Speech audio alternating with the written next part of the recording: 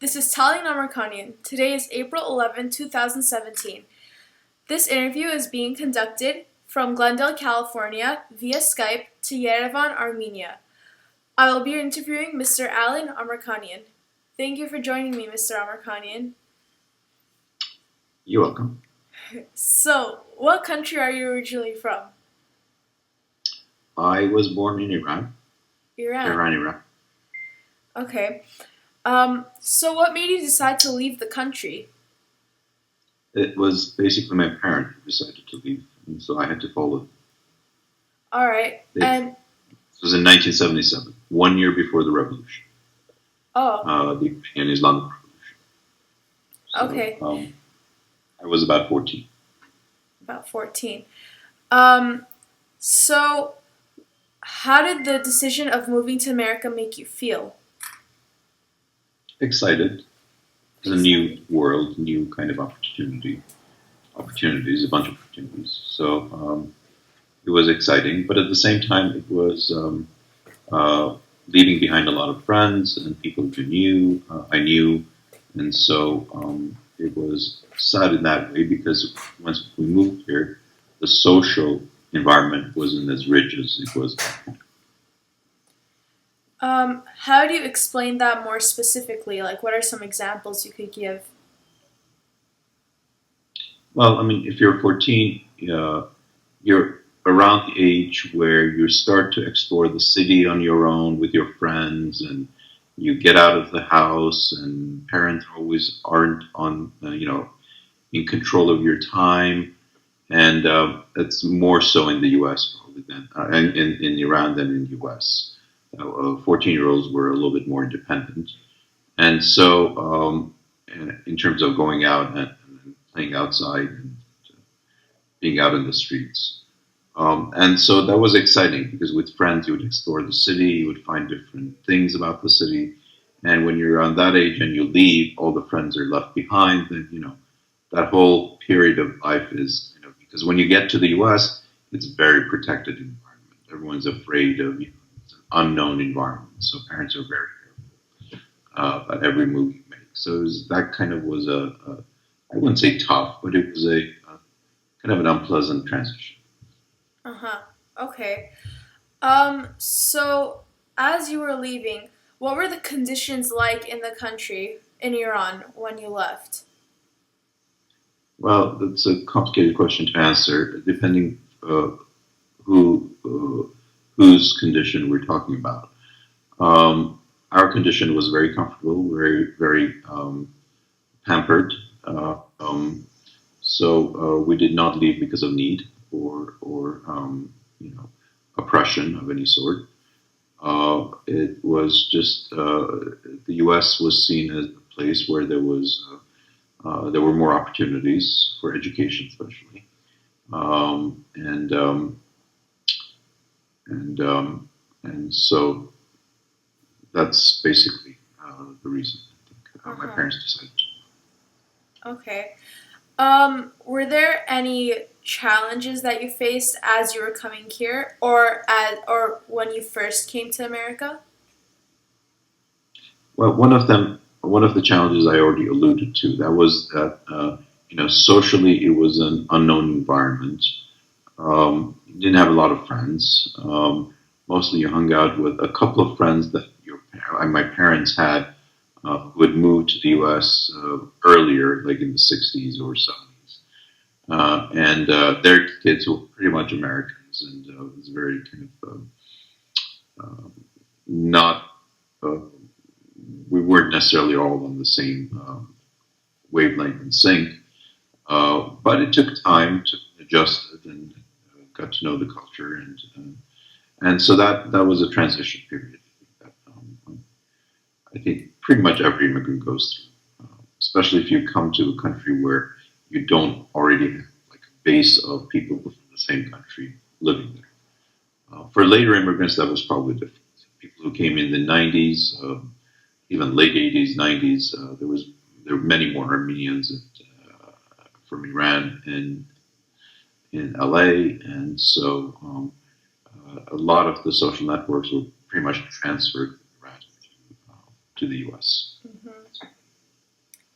So, you said you left 1 year before the revolution, correct? Yep.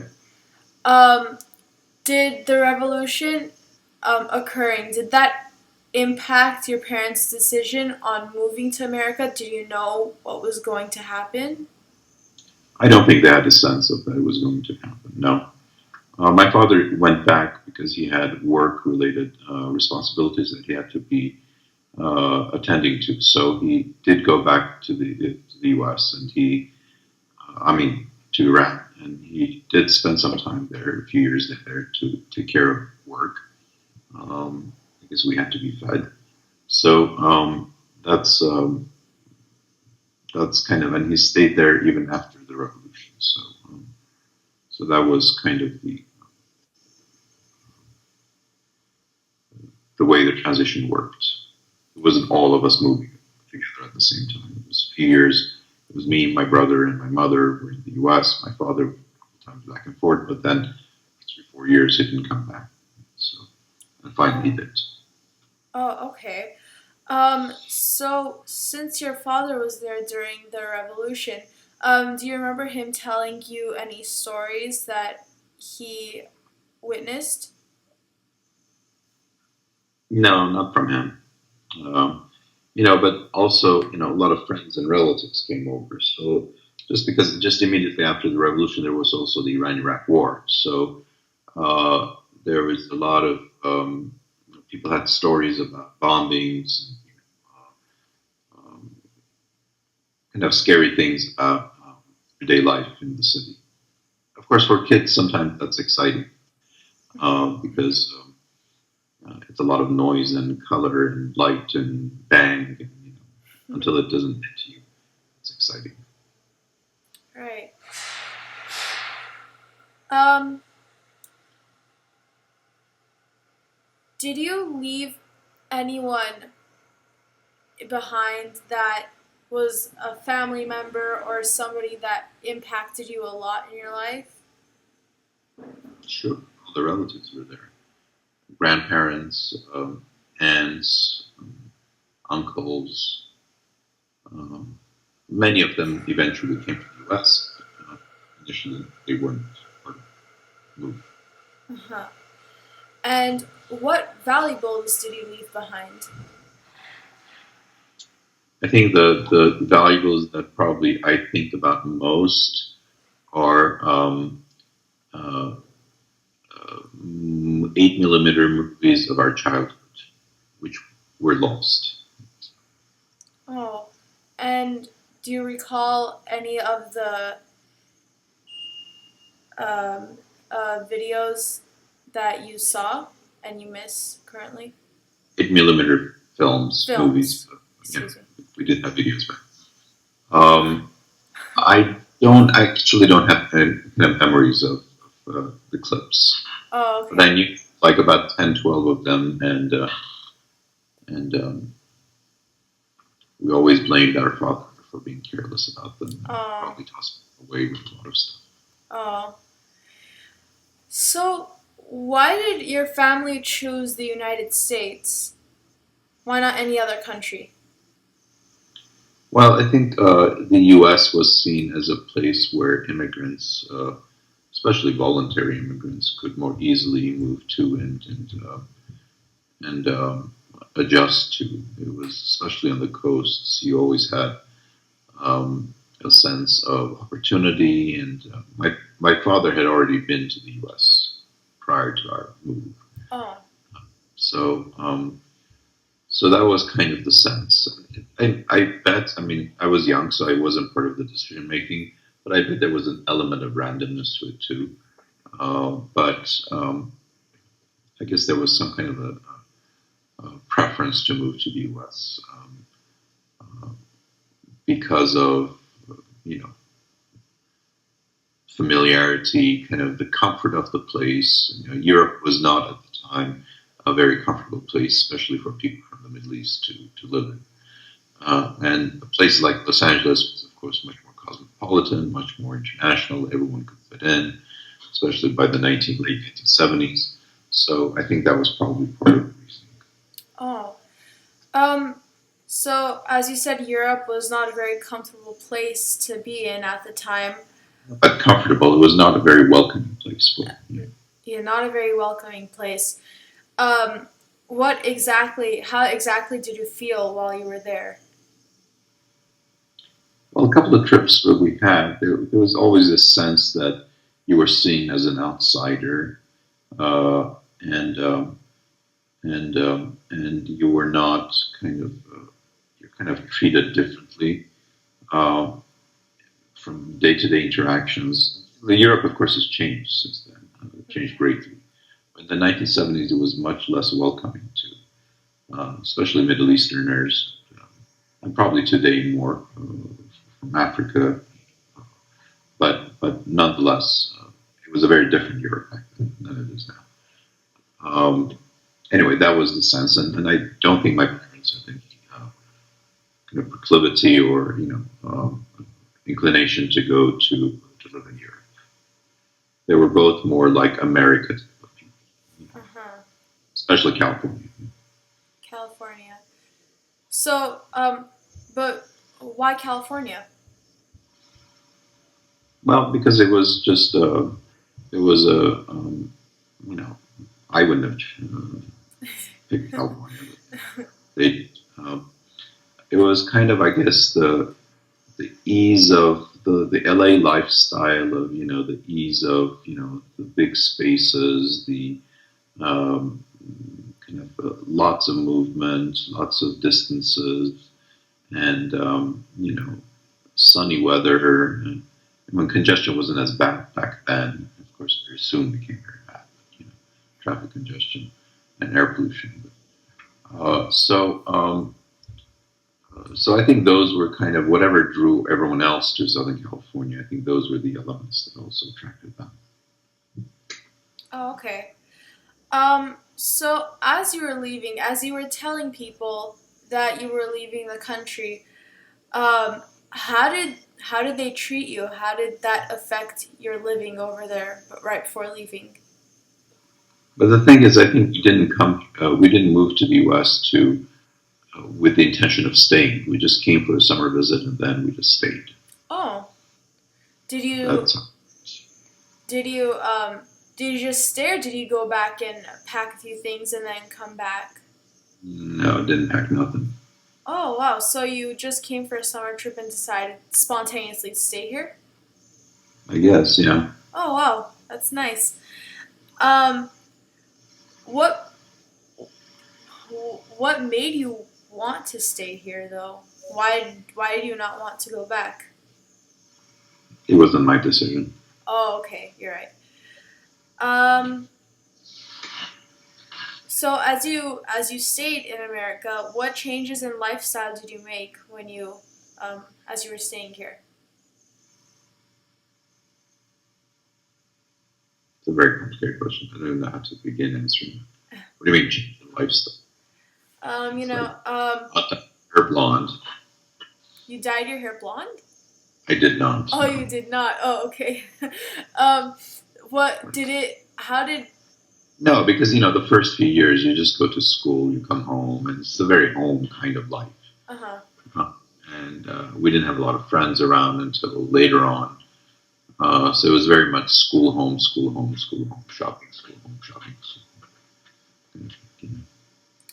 So in school, I understand that kids might be a little judgmental. Um, so and was there anything that affected you and your brother when you arrived from America and when you arrived from Iran and started going to school here? Well, I think we're kind of like, I mean, the first week of school we went to, it wasn't that, uh, we definitely didn't fit. Some of the kids were like kids from, affluent families who were very spoiled. Studies wasn't their thing. And, and so that was the first year. And then we went to public high school. And then uh, it was a very different environment also. And so, it was an adjustment process. I think everywhere, at least my personal experience is that wasn't, I didn't feel oppressed. I didn't feel, left out because I probably didn't know how to participate anyway in the culture of the high school students uh, that were surrounding me. We did find a lot of our, not a lot, 3 or 4 Armenian students, and we used to hang out together at the high school. Oh, so how is the culture different in America and Iran? Like, what were the differences between them? Oof, I mean, there's so many things I can say. Do I need to answer that? Because I mean, it's just like, let me just say 1 or 2 things, and Uh-huh. I'm not going to go explain deeper because Uh-huh. I'm about to fall asleep. Uh-huh. 6:30, 7 o'clock in the morning, and I've worked all night. Okay, Uh-huh. so this is a very good time for an interview. Um, all right, so big differences between Iran and the U.S. in terms of a high school kid arriving, just driving off the boat or off the plane, off the jet. Um,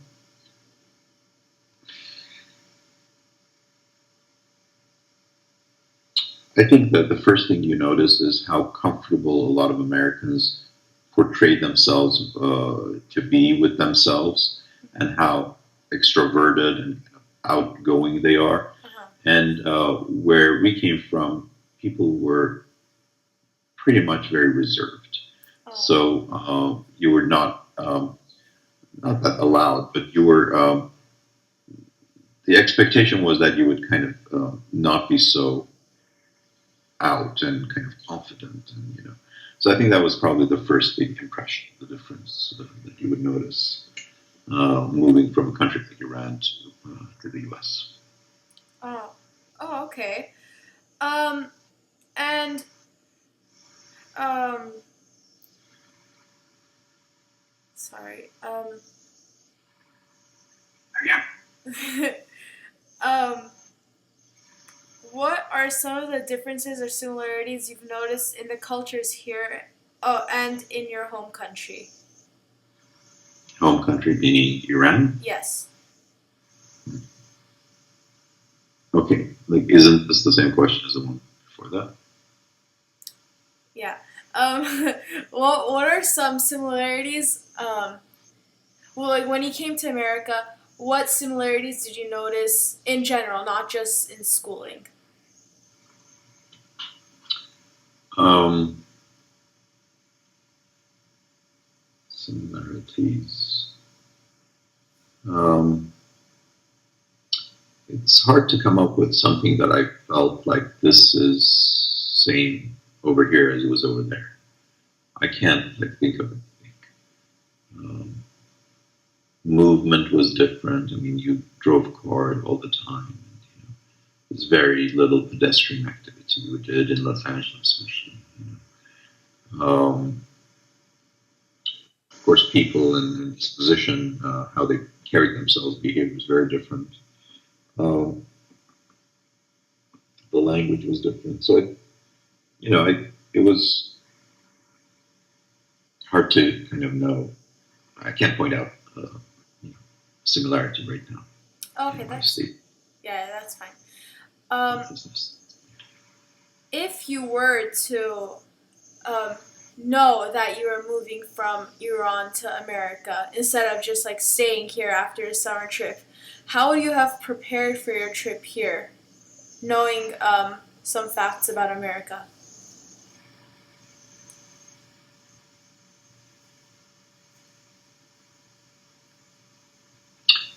Hard to tell. I probably would have learned more English. I mean, I had studied English, we had, in school, and so I would have probably spent more time studying English so that the language transition was easier. It takes a long time to do the full transition in language. So I think for me it wasn't until college. Really. So, Oh. Speaking of college, how was your schooling? Not social wise, as in learning wise. How was schooling in America? much better than Iran. I think the U.S. schooling was much better fitted. for me than the schooling in Iran. The Iranian style of that French school of very strict and very kind regimented was not for me. I was more on kind of marching to my own kind of, what's the expression? My own drum beat. So I think the U.S. system enabled me to thrive, actually, intellectually and in education much more than the Iranian system. And personally, as your own self, how were your grades in school in America? A's, pretty much A's and A minuses. Yes, good. That's good. And I recall that you went to UCLA, and for graduate school you went to MIT, Massachusetts Institute of Technology, correct? That is correct. That is correct. How did it make you feel as you came from Iran? How did it make you feel that you went to such prestigious schools like that? Being from Iran was not what was on my mind when I was coming there. So it was just like just exploring a new world and new friendships and opportunities. And so by the time I went to graduate school, I was very much American. So. Oh, okay. Okay, that's. I mean, in a funny way. So, as you've explained your impressions of the United States when you first came here, has that impression changed over time?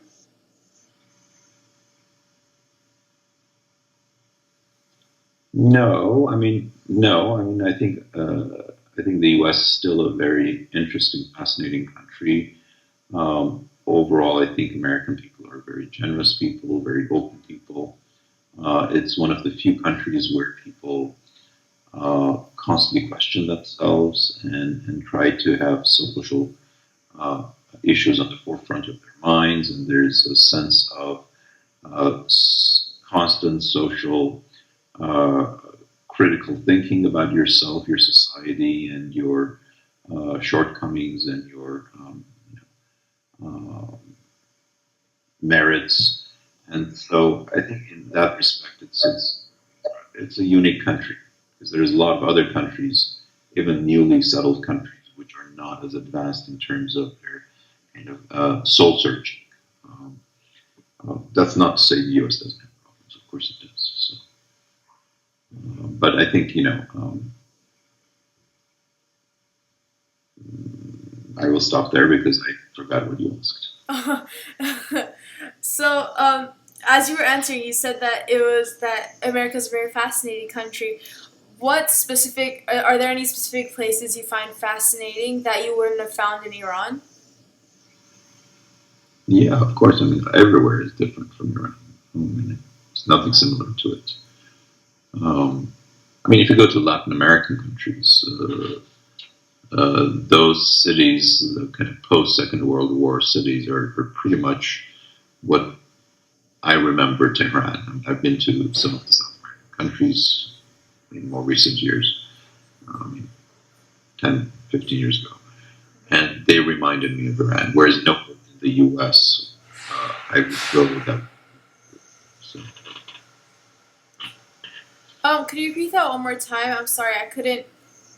Just the last few parts, because it's recording and I couldn't really hear. It was cutting off. I'm just saying, there's nowhere in the U.S. that I've been to that has reminded me of Iran. Whereas I've been to Latin America, like Lima, Peru, and it's a city that reminds me of Tehran. And Los Angeles too, but Tehran. It's what I'm trying to say is that in the U.S., I don't think there's anywhere that I can find that reminds me of it. Whereas there's some other countries where you remind me. Oh, okay. And if you could go back and if you go back to Iran and inform people about the United States and about um, living there, what would you tell them? What would you recommend to them if they were if they were to become future immigrants to America? Well, I mean, the U.S. is a place for some people is a place of opportunity. For some people, if they're not smart, they can stay behind. I mean, it very much depends on your initiative and what you make of your life. And it allows you opportunities. It gives you opportunities, but you have to grab it. You have to go for it. You have to work hard. Um, of course, there are many cases of people working hard and trying very hard and not making it. That's part of the game, I think. Right. And when you came to America, what were the hopes for yourself and your family as you stayed here? What were your hopes for yourself and your family? I have to sit back, reflect, think. Maybe when I'm, 82, you can ask me those questions, right? Have sleep. I mean, that's just requires too much reflection. I can't answer. Oh, okay. Um, and hmm, when what were your expectations of America? Have you what? Okay, sorry. Were your We're going to expectations schools, yeah. were your expectations of America met?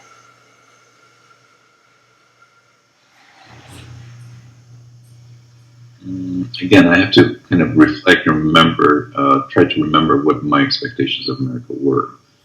So, what were your Off the top of my expectations? head, I can't think of what my expectations were, so that I can't answer whether they were met or not. Oh, okay. I think that whole transition process that I explained of eventually finding a social environment to fit in and to understand and to communicate with that process. I think was a positive process. So. Okay. Um, um, if it is okay with you, could you briefly describe a general idea of what your expectations were for America?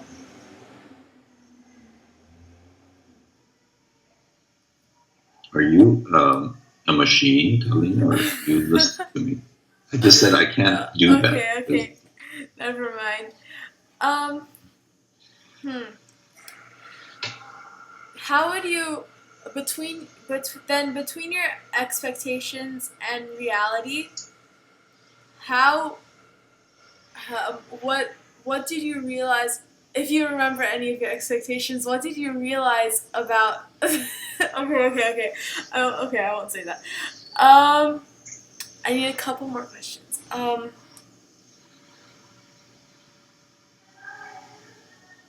Hmm.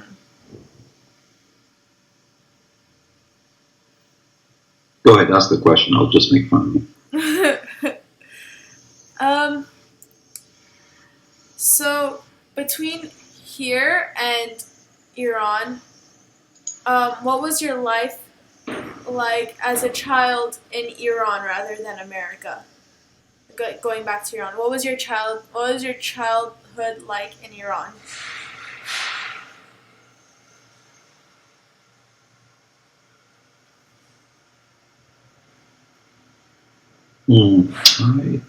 It's hard to say. I mean, because I don't know how much of it was Iran and how much of it was me and my family. Um, it was, on the whole, a happy childhood. Um, Father traveled a lot for work, so that made it tough sometimes. But that's not Iran specific. That's just a family kind of dynamics. Hmm, yeah, I can't. I mean, I can't say more. So Oh, okay. Um, next. um, then going into more specifics, then what? how comfortable was your life in Iran? It was pretty comfortable. Pretty comfortable. Um, how would you get more into that? Hmm. Could you get more into that, please? I mean, we had a house, a relatively big house. We had cars. Um, and, everything was cooked and washed and tidied up for me. I mean, I did not do much other than play and goof around and not even study much back there. Oh. Um, so it was a carefree life. Mm-hmm. And what would the difference be between that and the beginning of your the begin what would be the difference between that and the beginning of your life in America? Well, the main difference is suddenly you're in a environment where you don't have a lot of social network. Mm-hmm. You don't have your grandparents, your nephews, nieces, and uncle, nephews, sorry, cousins, um, and and friends around. So you have your parents to hang out with. You have your TV to hang out with, and then eventually, of course, that changed as we found more friends and started getting old, also, so becoming more mobile. Okay. And how easy or difficult was it getting to America, the United States? Well, for us, it was pretty easy because we Pretty easy. took a jet and flew in. Oh, okay. Okay. Um, how in general, as coming from Iran to the United States, how do you describe America currently? Like, how do you describe your opinions of America now? Again, America is just like so big, you can't just generalize it. Of course, I don't like what's happening in American politics right now. I find it disconcerting. I find it troubling. I think all the tendencies are not what I think a good society should move towards. Um, but I think, I mean, this is a really stress test for the American system to see if there is rule of law, if the system really can withstand this kind of tensions and stresses. And I think there's signs that the system is pretty resilient. We'll see. I completely understand. Um, so thank you so much, Mr. Amirkhanian, for volunteering your time to do this. I really appreciate it. My absolute pleasure, Miss Amirkhanian. All right. I'm going to stop the recording now. Thank you so much. Hi. Bye bye.